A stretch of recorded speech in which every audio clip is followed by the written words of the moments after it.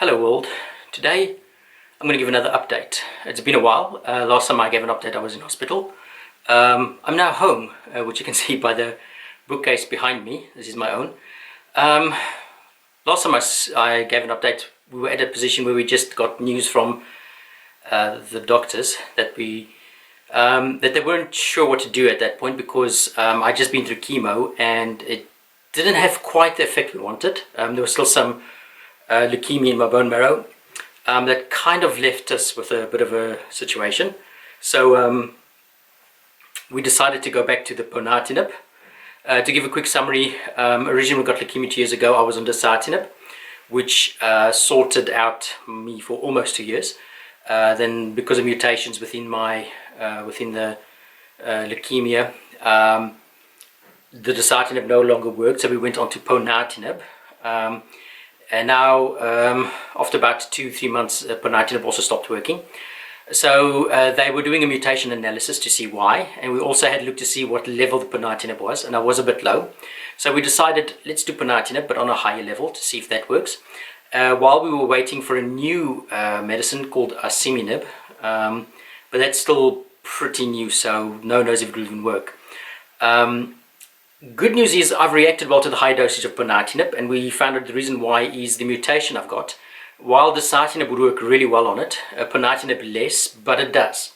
So the higher dose seems to have sorted that out. We've done a bone marrow biopsy again to see how that's looking. Still waiting for those results. But at least from in the blood, it looks like everything's going well. We're trying to now create a situation where I'm going to be stable on the leukemia front, and then plan a new transplant date in for the stem cells. So we have to see what's going on. We are going to try and push to do it as quickly as possible, because we've seen that when I'm stable for a certain amount of months, and you really need to be stable for 2, 3, 4 months for the transplant, but have the transplant at the beginning of the 2-3 months, not at the end, because you need to have a period of stability where there's no leukemia and the new stem cells get a chance to start taking over in the bone marrow. Because if the leukemia comes back too soon, they'll start damaging the new stem cells and you can get yourself in more trouble. So we really have to create a stability situation, and one that we can say will be around long enough for the transplant to work. So it's getting pretty exciting to a certain point, but also stressful. It does make you worry sometimes when you think about what could happen. So got to sort of always keep your mind in check, like not get too carried away with thoughts, which I sometimes do. For the rest, I've made it home. I'm enjoying myself. Sometimes I cook. I had my dad cook a meal as well, yeah, at Oxtail, which I haven't had in a long time, which was fun. Trying to move, get the muscles going again. I haven't started physio yet, although I really should, but at the moment my legs are so sore and tired. One of the side effects from the chemo, which I'm really sitting with, is neuropathy, and that is that my feet and my hands feel numb, and I've got like pins and needles in them, and every time they touch something it sort of feels awkward, and I've kind of lost the feeling in my feet apart from the numbness and the pins and needles. So that will take a while to get over, but for the rest I'm pretty much over what's happened. I've got no hair, just a little bit on the face, but I've lost most of the hair, and some places just like half patches that are gone. That's still got to grow back, but we'll see how that goes. For the rest, I'm feeling quite good. I'm able to get through the day. I do get very tired at the end because I do have still a low energy. I will admit ponatinib does kind of lag you down a little bit, but it's not too bad. It's doable. So I'm getting through the days, doing what I can. Enjoying the cats, enjoying time with Tessera. When it's very quiet in the store, I might do groceries. Otherwise, I'll ask someone to help me out with that.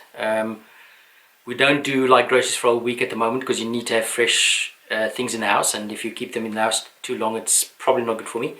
But for the rest, I'm just trying to enjoy things, do what I can where I can.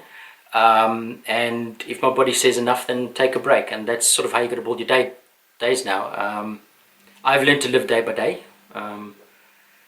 We'll give all glory to God for the way He's pulling me through. He's really helped me to get back up over that things very quickly. I mean, that my coming home and how well I've adjusted has been pretty good. So I really thank the Lord for that. He really is a great support to have. It's I don't know how I'd get through this without the Lord. So really all praise to Him.